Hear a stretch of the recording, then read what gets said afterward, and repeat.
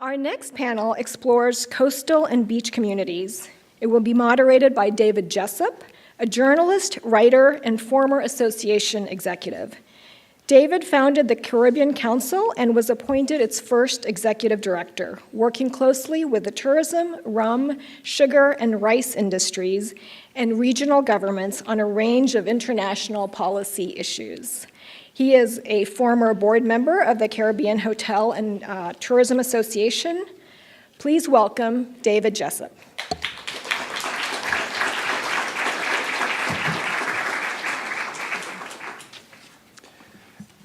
Well, good afternoon. Two comments before I introduce our two panelists.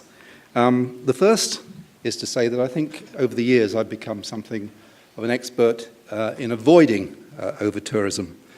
In the last year or so, I've moved to a very beautiful part of the southwest of England, which is just about 2 miles back from the coast. It's by Britain's historic Jurassic coast. And although I spend most of my time in the Caribbean and a lot of time in continental Europe, I'm now beginning to settle there. And something I realized this very long, hot summer is that two very popular television series has appeared featuring little coastal towns near where I'm just about to live. So what I've been having to do this summer, if I wanted to go to the beach, was literally to get up at 7 o'clock in the morning to avoid the traffic to get to the beach. And two other examples, which for me sort of tend to indicate the growing problem that exists in different parts of the world, is I'm the person that gets up at 4 o'clock in the morning in Venice to go and have the authentic historic experience. And perhaps even more amazingly, I'm the person that waits till it snows to go and visit the Tower of London in my own home city. But the other point that I wanted to really make is in a Caribbean context, the region in which I work. Until relatively recently, historically, tourism has been considered to be relatively benign, but very importantly central to development, to the growth of jobs, to employment.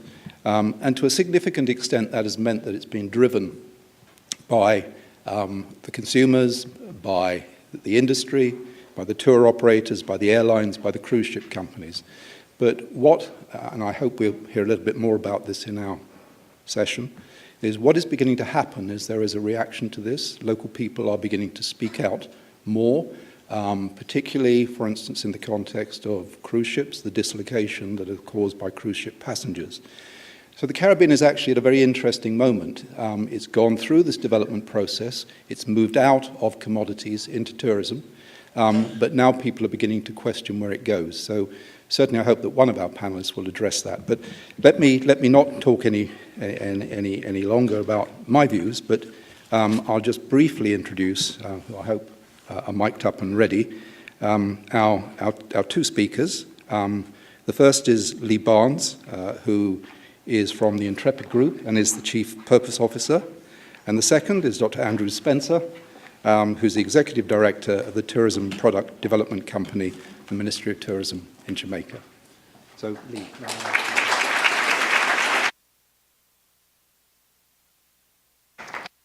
Thanks for having me today. It's pretty cool to be up here talking in front of everyone. I'm a boy from the suburbs of Melbourne. Pretty strange to be here in Washington talking about over-tourism. So I'm the Chief Purpose Officer. You're probably rightly asking what the F does that actually mean? I get called the head of hippies. My mum calls me the Chief Porpoise Officer. Don't stress, it's not 45 minutes about me talking about dolphins. That won't happen, okay? So the reason I'm here today is because of the growing dilemma Intrepid and other sustainable tourism companies like us face on every corner of the world, especially as travel becomes more affordable, more accessible, and the destinations become more sought after than ever before.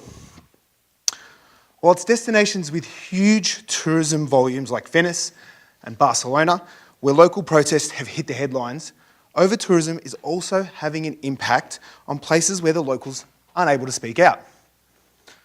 I'm talking about uninhibited places, our bucket lists, like the Great Barrier Reef. Today, there's a bit of a focus on the impact of over-tourism on coastal communities. So I'll start with the view from Australia. Yes, over-tourism of the reef is a concern, but in my opinion, the bigger issue and problem is climate change. And what it's really doing in Australia is driving last chance to sea tourism. And that's not good for anyone.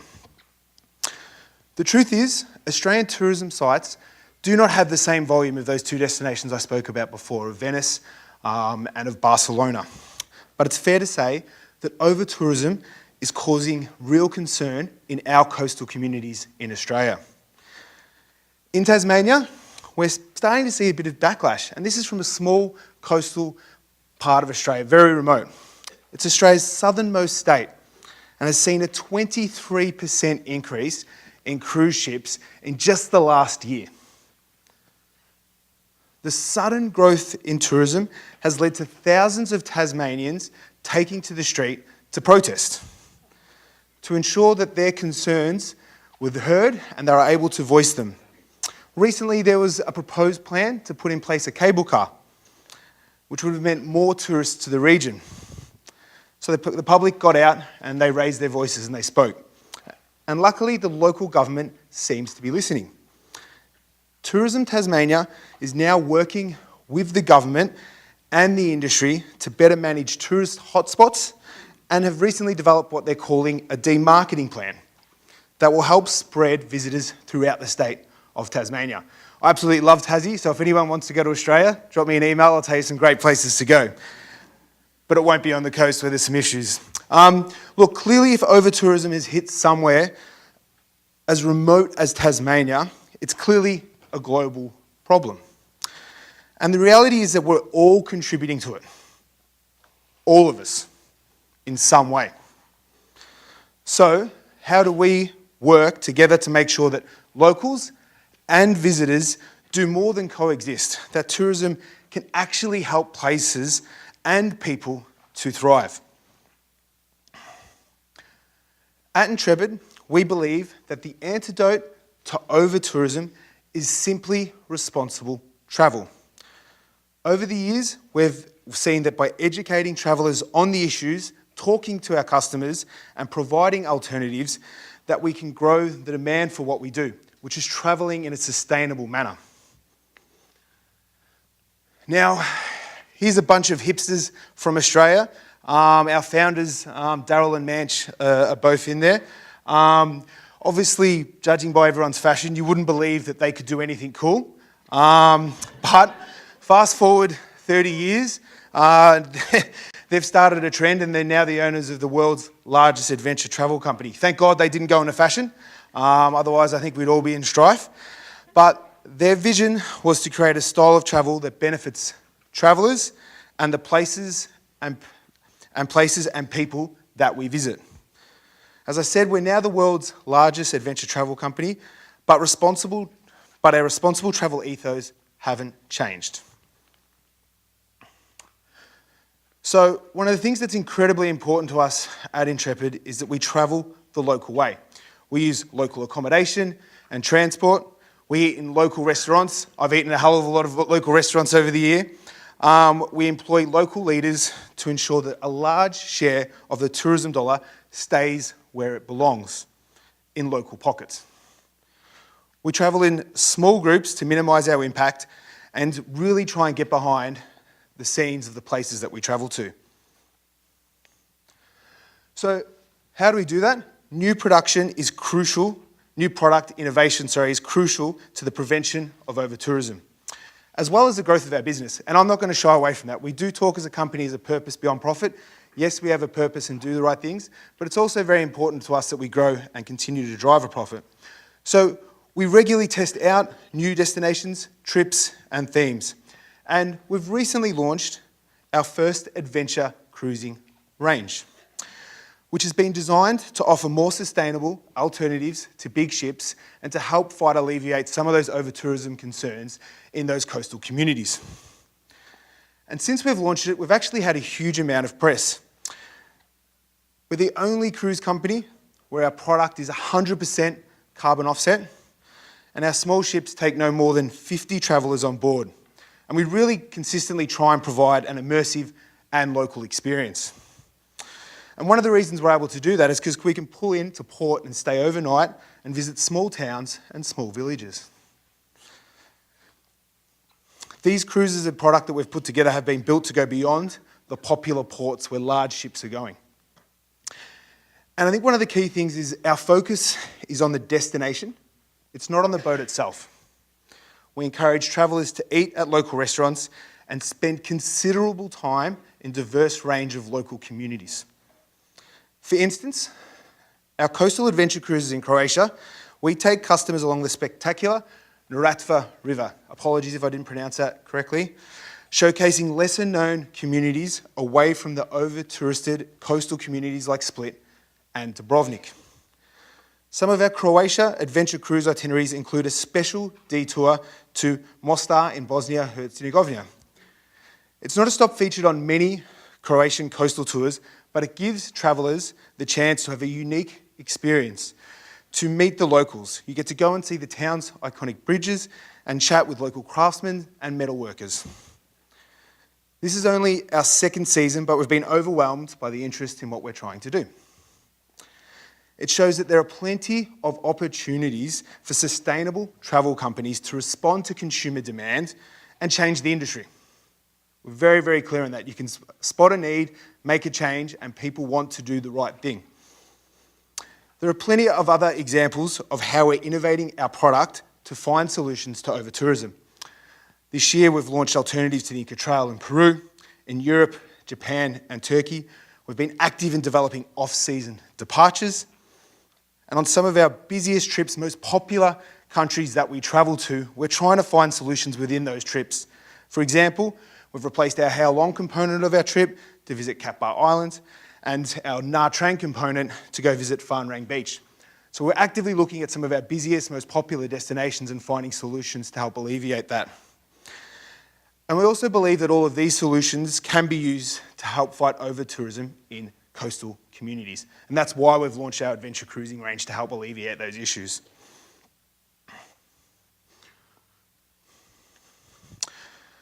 Now, I think one of the things that's incredibly important to us, and what I touched on before, is that purpose beyond profit. And we really work to the idea of creating shared value, ensuring that the outcome works for the community, that the outcome works for our business, that the outcome works for the non-profit, that the outcome works for the government. And we really try and work on these projects to create that shared value. The main aim is to stretch the dispersal of tourism dollars further through the development of community itself, with the aim to increase employment, create jobs, and keep the local culture alive. I think that's two really important things too, that we try and focus on getting that job creation and keeping the cultural aspects alive. One example is that we've recently partnered with WWF and the Australian government to develop a community-based ecotourism project near Chitwan National Park in Nepal. And the focus of that is to drive positive outcomes for the community, positive outcomes for our business, and positive outcomes for WWF.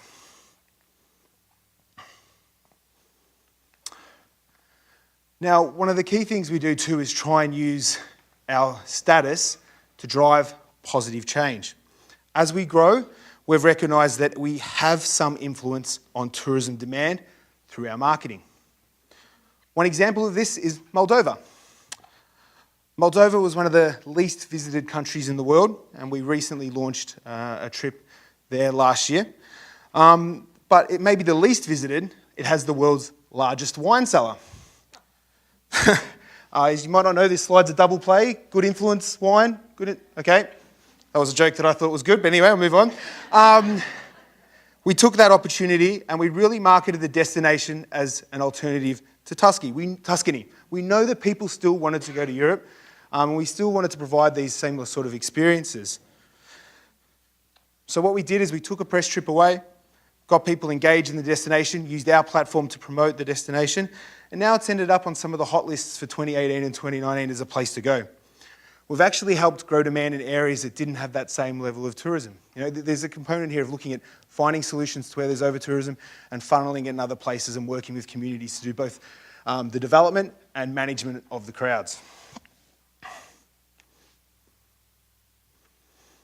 So these are just a few examples of what we've been doing at the Intrepid Group. Ultimately, in my opinion, it's a responsibility of everyone in tourism to help create better places to not only visit, but to live. So if there's one thing you leave from my talk today, and there's one point I would really, really stress and want everyone to take away, is that we should be creating better places to visit, but also live. These goals do not need to be mutually exclusive. Thanks so much for having me.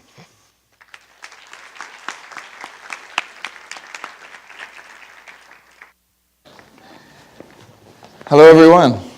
How's everybody today? This is how we talk to people in Jamaica, so I just thought fantastic panel and we have here.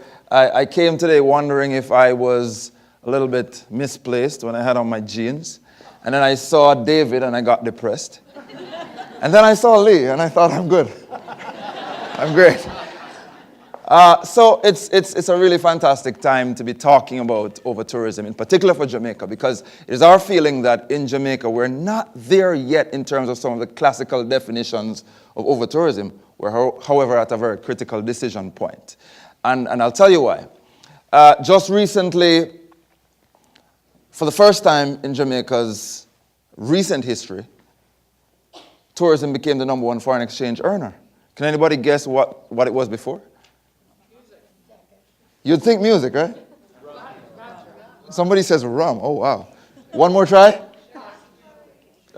It's not pot, I promise you. Interestingly, it was remittances. Huh. And so, about a year now, tourism has taken over as our major foreign exchange earner. That's a very important point to raise. The other thing that I wanted to put in context is that we are now on a path, and this is why I'm saying we're at a decision point, where the government has an imperative.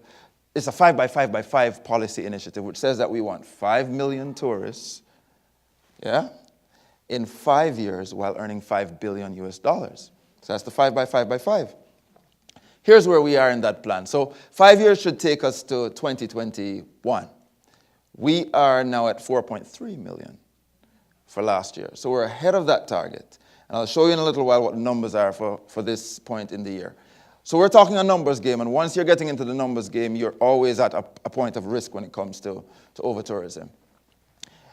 The other thing I wanted to put out there is that Jamaica's model is very different from most places in the world. So when I go to Rome, I'm going to see architecture, right? Or I'm going to see some things that have a religious significance. I heard somebody speaking about the Grand Canyon earlier. When I go to Arizona, I'm going for the Grand Canyon, and then I find a bed close by, right? You see, in Jamaica, we have an accommodations-driven model. And I should point out that when I come to Washington, D.C., I didn't come for the Marriott.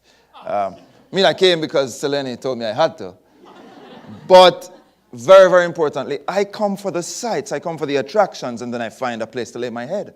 What we have in Jamaica, which is an interesting phenomenon, where we have a lot of hotels along the coast, it's an accommodations-driven model where some attractions are chosen as a package to go with the hotels. So we're rethinking that model, and that's an important step that we have to take. So enter TPDCO. That's the Tourism Product Development Company that I represent. Interestingly, so I'm the CEO. We have the Deputy CEO, who's also here and at the back of the room, making sure I don't say anything I shouldn't. We have a very important role because we are one of only 2 companies in the Caribbean that is charged with the product responsibilities. So most other Caribbean countries have a tourism authority that handles marketing as well as product. We have separated, so we have a Jamaica Tourist Board, and then we have the TPDCO, affectionately known, Tourism Product Development Company, responsible for product diversification, enhancement, making sure that we get our people ready. So you'll see some of the things there. We train, we certify, and we certify. We also license, and we're the standard bearers. We have to license all hotels, all attractions, all tourism businesses. We stimulate, and of course, we lead. So just to share a little bit of our vision statement, and the key terms in the vision statement, somebody said earlier, this does not point. Let's see if it works for me. Yes, it does. Ah, there you go. So diverse is very important to us. the enhancement, and ultimately visitor experience. We're past the stage where you just build the rooms and they'll come. For many years, we thought that was the case. We recognize now it's more about an experiential approach.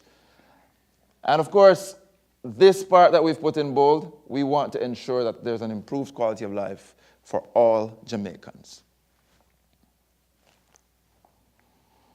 And I don't need to define over-tourism for this group, for sure, but I just wanted to make a point that it is about acceptable levels of change in our spaces.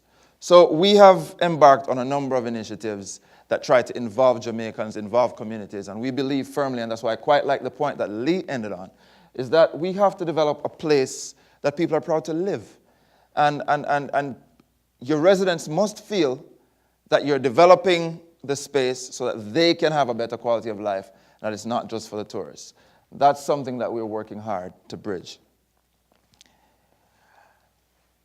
So this is a challenge that we face, as do most developing countries.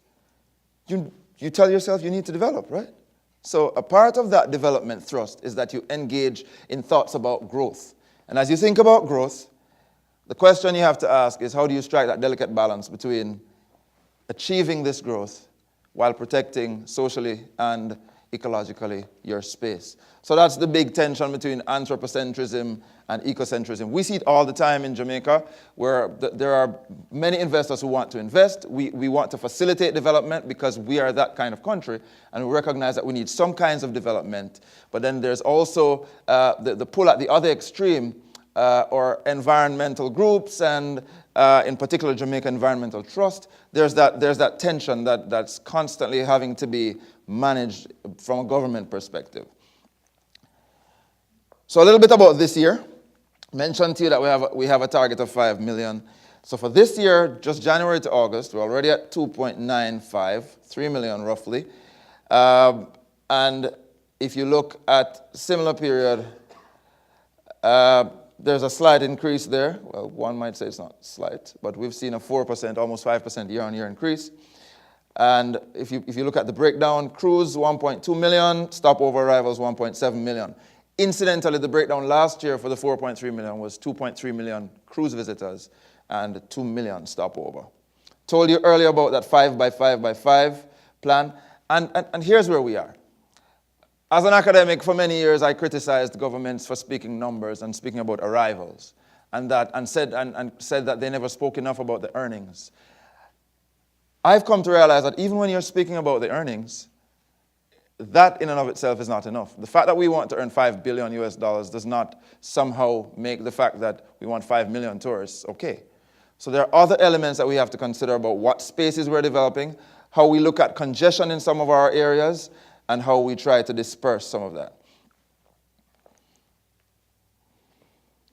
So I'll just take you down to our bullet points here, because this is really important. So we have what we call Spruce Up Jamaica.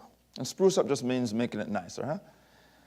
What we've done with the Spruce Up Jamaica program is to move it away from just tourism areas. So our main resort areas are, I'm sure you can tell me some of them. Montego Bay, there you go. Highest number of, that's where you're from? Yes. Oh, excellent. Nice to have you. So you see, I could not come and fool this crowd then that I was Usain Bolt. So Jamaica, they wouldn't, yeah, you would call me out. So there's Spruce Up Jamaica program, which is, we've designed it in such a way that it's not just in Montego Bay, Ocho Rios, Portland and St. Thomas. It's not just Negril, it's not just Kingston and the South Coast. It is that all of the constituencies for our members of parliament, all 63 of them, will get a program that is designed to make their area not only livable, but exciting. So what that does two things. One, it makes the residents of all these communities recognize value in their own space and their improved quality of life, but it also drives a process of moving from some of those heavily concentrated areas like Montego Bay, Ocho Rios, and Negril to some more areas that are actually quite developed. Diversified business plans. One of the things we do at the TPDCO is to help individuals to develop a business. So if you come to us and say, look, I want to get involved, you say that this thing is an inclusive growth agenda, get me involved. It is our job to take your idea and to help you to create a plan. What we are doing now is to ensure that what we are looking at are a number of diversified types of tourism businesses so that we don't end up with more of the same in more of the same locations. That's very important. Now, I am a little bit embarrassed because I recently discovered that Jamaica has over 100 internationally recognized attractions. Prior to coming to this job, I had not been to 10. Now, this job has forced me to see some more, but I'm still not yet at 100. So there's a lot of room to have individuals move around the country rather than be concentrated and huddled in one area. So one of the things I really wanted to point out is that we are community tourism driven, and we have an entire department at the Tourism Product Development Company just dedicated to community tourism initiatives. This is really important to us because we don't see community tourism as a type of tourism per se. It's not an end in itself. We see it as the vehicle. We see it as a conduit through which we can get many other types of tourism to happen while including the people. So there's something I really want to show you about our focus as it relates to community tourism. And then I'm just going to follow the previous presenters and say, video please. This is the essence of Jamaica. Wow. It's a place where all things are possible. 1, 2, 3.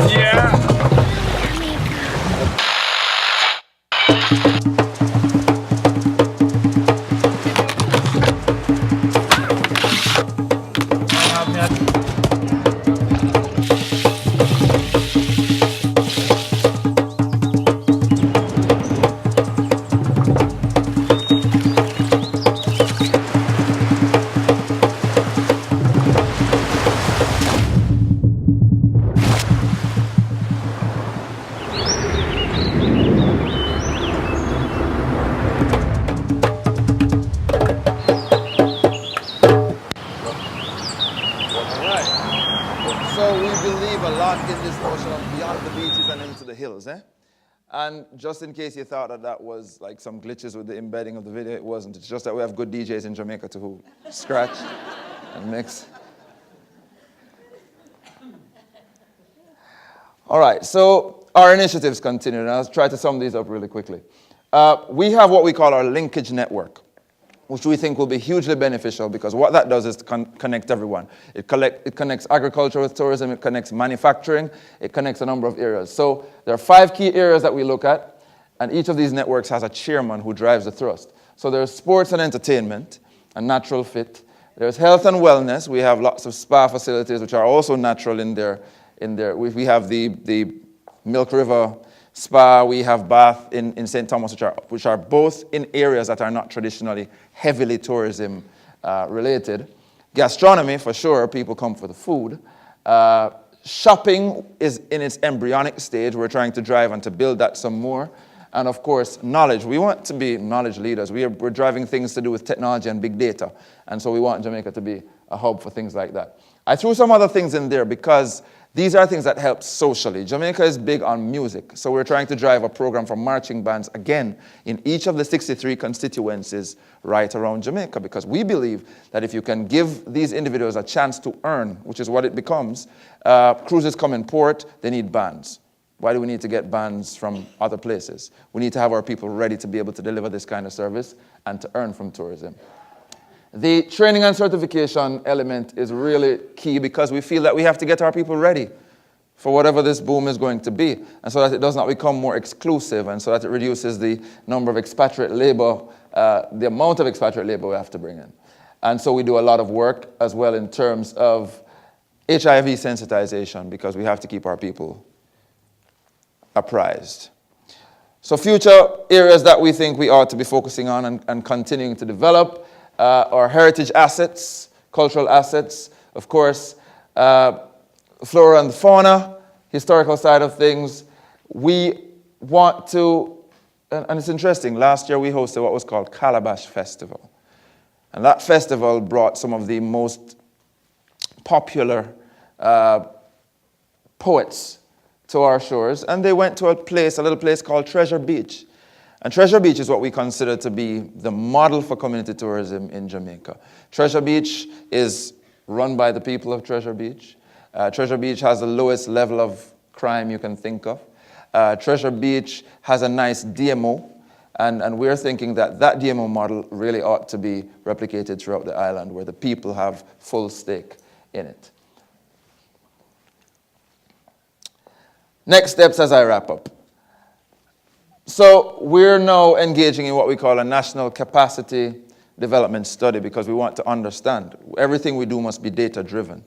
And one of the elements of this capacity study will look, for example, at the number of contract carriage operators. You call them taxis. And so we recognize that, for example, on a cruise ship day, we have a huge convergence of these individuals on our space. And the tourist feels uncomfortable when they're being bombarded. The taxi drivers become resentful when they're being rebuffed. And so we have something brewing there that we have to be mindful of. So we want to know what the right fit is in terms of the numbers. One thing that we did that demonstrated inclusiveness recently, which I thought was really phenomenal, we had some guys who were harassing people at the ports. And instead of having the police chasing them through alleys, we just called them in. At TPDCO, we trained them. We gave them what I call hygiene upgrades. We gave them dental work. We gave them medicals. We certified them. We graduated them. We gave them a T-shirt. And we gave them a badge. And we gave them a sign which says, "Ask me." And then we gave them a salary. So it means that they didn't have to be running behind people to get money. You would not believe just how successful that simple program was. 10 guys. We started with 10 guys, and now there are people who have an interest in getting involved in that process. And that happened in a town, a wonderful town we have called Falmouth. So these are some of the initiatives that we're engaging in. Of course, we need to get the metrics. I mentioned the data before. We are also hugely involved with solid waste management, so we engage the National Solid Waste Management Authority to ensure that those spaces are properly maintained. Of course, the technology is what is going to drive how we're able to do any serious mapping. And of course, everybody understands the impact of pricing. The last thing I want to leave with you, and that's going to be my very last slide, is our destination assurance pillars. At TPDCO, we call ourselves the Destination Assurance Agency. We believe that when the tourist board goes out there to sell, we must provide that stamp, that guarantee. So we are protecting the integrity of the product always. And so, incidentally, I mentioned that the Deputy CEO is here. Her responsibility is solely destination assurance. And so this is intended to focus on some key things. We don't believe in the other 3 S's that we used to talk about, sun, sea, and sand anymore. Our 3 S's are safety, security, and seamlessness. And in order to achieve seamlessness, you must mitigate against over-tourism. So that is a lot of what we will focus on. And you will see the list there. Ladies and gentlemen, I put it on the slide so that you can read it. I didn't give you pictures, so I will not bother to read what you can read.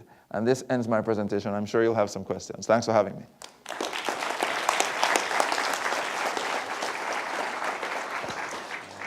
Andrew, Leigh, thank you very much for your 2 excellent complementary presentations. Before I come to the audience to ask for your questions, I've got one generic question that I'd like to put to both of you, because it seems to be, to me, hanging in the air throughout all of the proceedings today. These aren't easy to answer questions, but your views would be quite interesting. One thing that really struck me throughout today is who owns tourism? Is tourism owned by the people? Is it owned by the government? Is it owned by the industry? And that leads on to another question, which in a sense you were both touching on in different ways, is whether there are actually limits to tourism growth And if there are limits to growth, who is going to be the ultimate decider? Is it government? Is it people coming together in the same way you're trying to do in Jamaica, and one or two of the points that you were making? So your comments, your views. Look, I'll start. That's an incredibly hard question. Look, I think, look, I touched on it. We're really trying to use the creating shared value approach, where we sort of say that we're all stakeholders in the problem together. But to be honest, it is incumbent on either the government or the company to take a stance and cut the crap. You know, we identified when we first started going into Thailand, the markets, you know, the river markets were incredibly like a must-see in Thailand. But over the first 5 years there, we really noticed that it had exploded, and it was no longer an experience that was right. And we grappled with it. One of the things we've really tried to own over the last couple of years is where we've made mistakes, and we're part of that problem at that point. So we, as a company, you know, under our ethos as being a responsible organisation, took responsibility for ourselves. You know, we monitored the numbers on that particular trip, we looked for other experiences and really tried to make sure that we made a change. So I don't know if it's a cop-out answer, but I think, you know, try and create shared value, try and do the right thing by you know, everyone involved, but also just take responsibility for your, you know, what you're trying to achieve. Yeah, my view is that, so everyone has a role to play, huh? But I think that the government in particular has a role to play in terms of facilitating and coordinating and leading the efforts. I think the government's role is really to provide a framework within which entities operate responsibly. So I firmly believe, and this is my own philosophical position, that, and I've accepted it, that governments do a very poor job of running any business. So I really don't think we should be involved in the business of running the attractions ourselves. But it is our responsibility to create the framework, to regulate, to ensure that there are standards and that these standards are always met and that there's consistency with how we execute. Mm-hmm. Would you see from what you've been speaking about a little bit earlier on, is that the recognition, and in the other sessions, the recognition of the rights of Indigenous people have come higher and higher up the scale, and it's more important that government recognises that rather than the investment that's coming in? Absolutely. And I think if I speak specifically to Jamaica, there's been a huge push in recent times to acknowledge the voice of the people and to ensure that locals in spaces, for example, we have the Maroon Village, people who hang on very dearly to those traditions. We support them. We help them to develop businesses while maintaining their authenticity. And so that's going to be important going forward. And I mentioned it, I spoke about it as a delicate balance before, but I think more and more, you're right, that the voice of the people is going to become more resounding. Let me throw the floor open to you. Gosh, lots of hands. Can I start with the lady over there, please?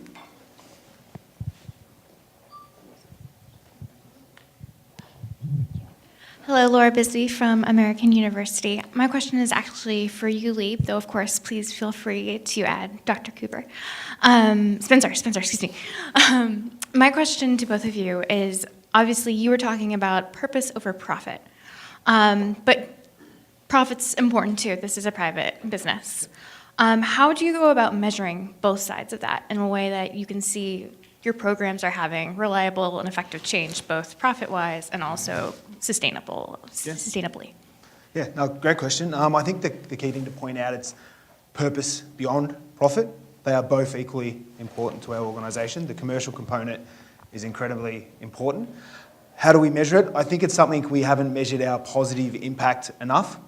Measuring your profit is very, there's hard financial processes in place. It's a large part around my new role as the Chief Purpose Officer is to try and work out how we define these things and work out what we do. One of the things we're doing at the moment is going through a materiality assessment where we're getting an environmental partner to come on board and go through our whole supply chain. Yep, so how we go about creating our product, the hotels we use, how we go to market, our sales and marketing officers, and really go through every facet of our organisation and come back and report to us and say, you've got these issues around your sustainability, these issues around diversity, etc. So we're going through that process to really identify it. And then on the other hand is we have a philanthropic arm called the Intrepid Foundation, where the group matches every donation dollar for dollar.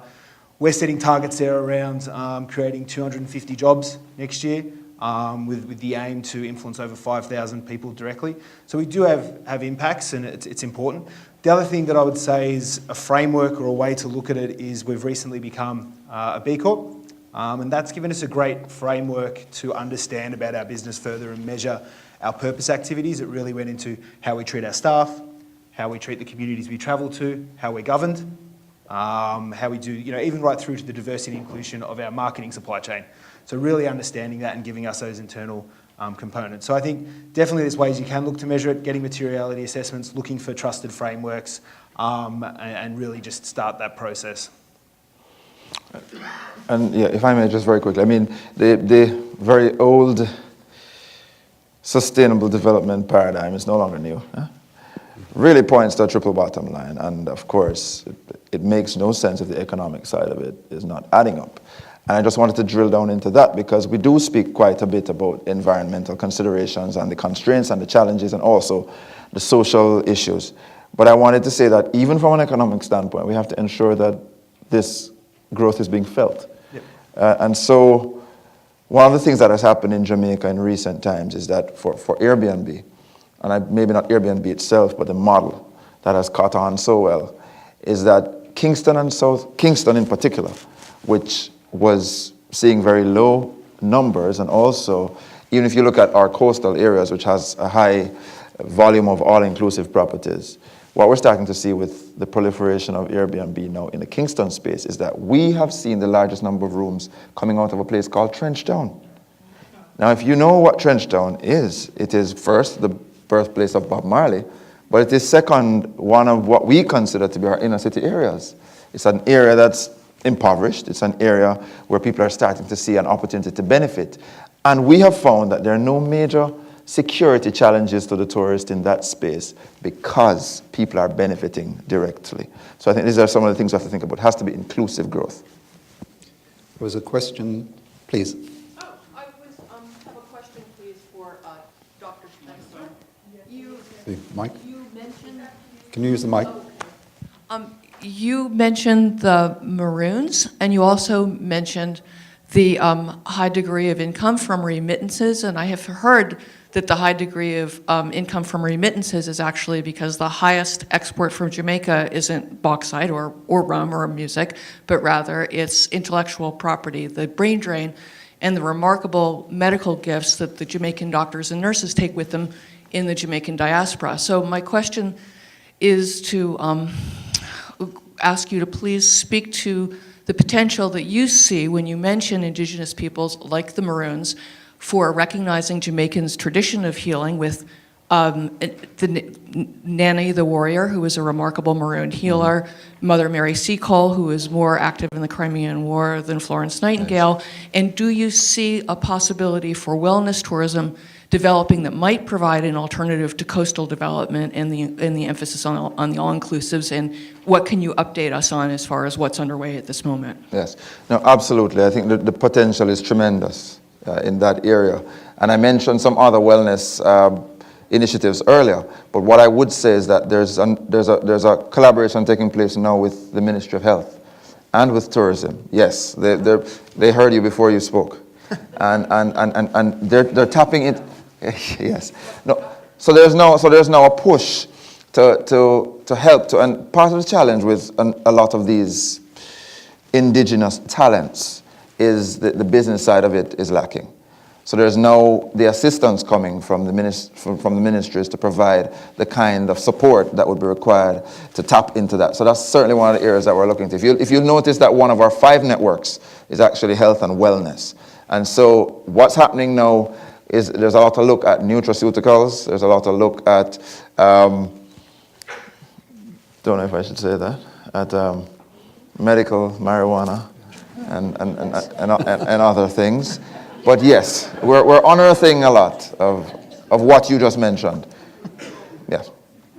Okay. Everyone's waiting for it. Yes. Please, sir.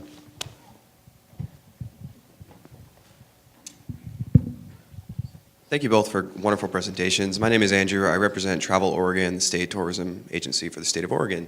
And we are experiencing some over-tourism in a couple areas, one of which is the north coast of Oregon, 90 miles. And we just launched a community development workshop series that's going to run through January. And one of the things that we've learned is that, you can look at tourism throughout the whole year and there's a seasonality issue. And that's basically led to an unstable tourism industry that's allowed for lack of resources to provide the solutions. So one thing that we're looking into potentially is addressing that seasonality move. But it's the coast. Everybody wants to be there in the summertime. And Leigh, you had mentioned that you're looking at basically taking people's interests and then diverting them to other places. So if we're looking at basically saying you want to come to the Oregon coast in the summer, but now we want to start saying you want to come in the spring or in the fall, what sort of strategies can you do to actually change that perception, because you're basically telling them to change the way that they're thinking? Yeah. We've actually had a little bit of success with this, which we probably didn't expect 5 years ago. The rise of winter tourism, it's become quite hot and something we probably didn't predict. I think what we've done is really focus on the experience. Yeah, so we've made absolutely amazing trips at that time. It couldn't just be that trip. Whatever you were doing in summer, you can't just flip it over to winter. And it was really focusing on what was unique to that particular place in winter. So 2 examples have been looking to go to Europe during the Christmas markets, really creating an experience around that, and we've seen that become quite popular. The other is looking at places like Russia. We've got a trip where you can go up with the reindeers up to Siberia, and that's an amazing trip. That's just an incredible experience that you're not going to get anywhere else. So I think my advice would be really looking to what's unique about that place at that different time, and really honing in on that unique experience and find out what that community is great at, and those stories that you can bring to life. Because I think what we struggled with for so long was we were just putting on a winter product, rather than saying, hey, what's the best thing about this particular destination? Another example would be our Australian product. We were very much focused on the Red Centre.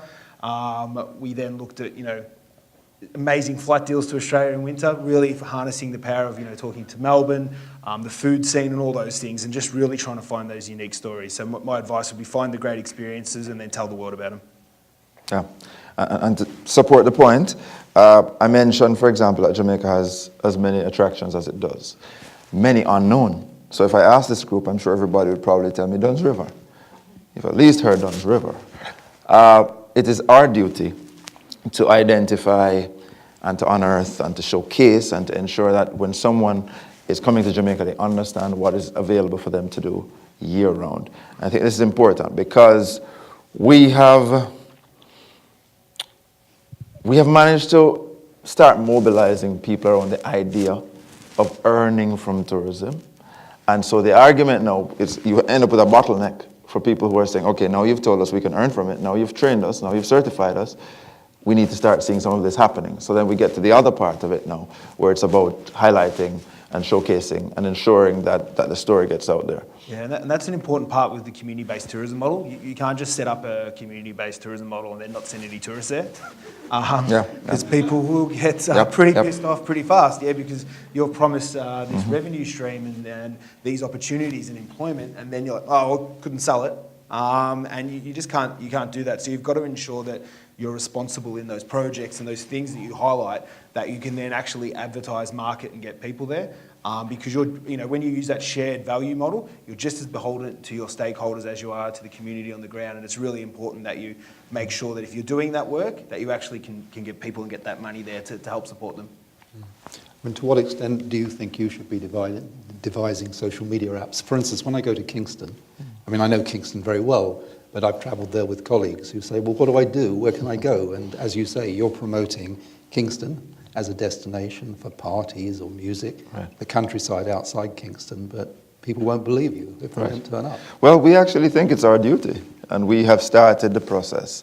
So now we're designing and coming up with a number of apps. One of them is, I spoke earlier about the standards and the fact that we're checking standards. We're going in the field now, we're using apps. We're also we had a heritage map recently which was highlighting all the heritage sites I mentioned before.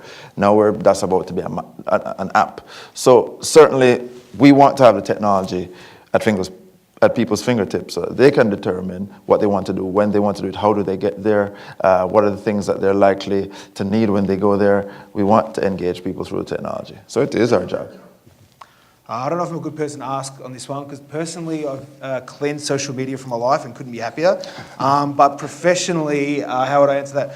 The organisation, we're taking a mobile-first approach, right? So regardless of what digital channel that is, whether it is social media, website, blog, whatever the thing is, that we're trying to create our own assets to be mobile-first. We're looking to sell our product in China.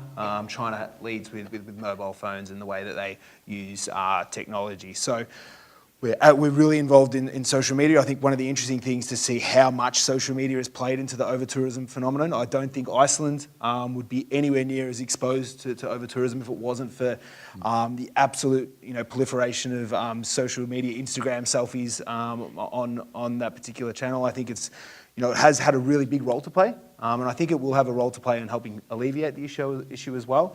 But yeah, I think in summary is we were definitely mobile first, but I think the whole topic around social media and over-tourism is something we haven't, I don't think tackled too much today. Yeah. If I may, David. Yeah. So we spoke about exposing some of these places. We have what's called the visitjamaica.com site, which is a Jamaica tourist board site, which is usually our mainstream way of attracting people.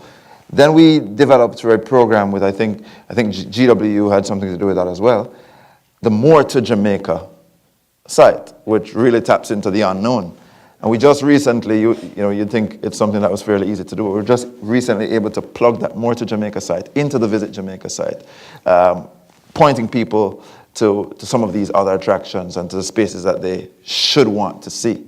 And so we have the task of first developing the thing in such a way that it's attractive, and it's not what you referred to earlier as flop? A flop, yeah. A flop, yeah. So that's what we're doing. We're using the technology. We have to. I mean, we're not using it as fast as I'd like, but we're certainly getting there. Okay, we've got about 3 minutes left, so are there some more questions? Is anybody? Any over here? I have one from the online community.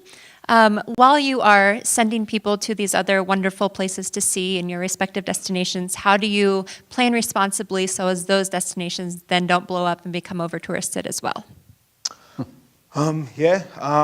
Definitely something we balance with, as I've touched on, that commercial component is very important to our organisation.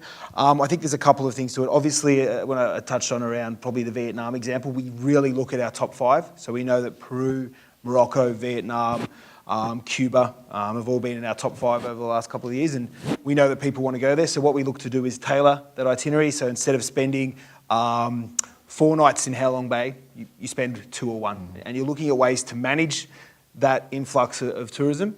And then you go out and try and use it to build those community-based tourism projects, because you've got that volume, you can help get that money into other communities. So I think really what you do is look to manage your itineraries, find new products, find new places to go, build that in. And then realistically, you've got to look at what is your responsible amount to look at. It's a conversation we've actually been having internally.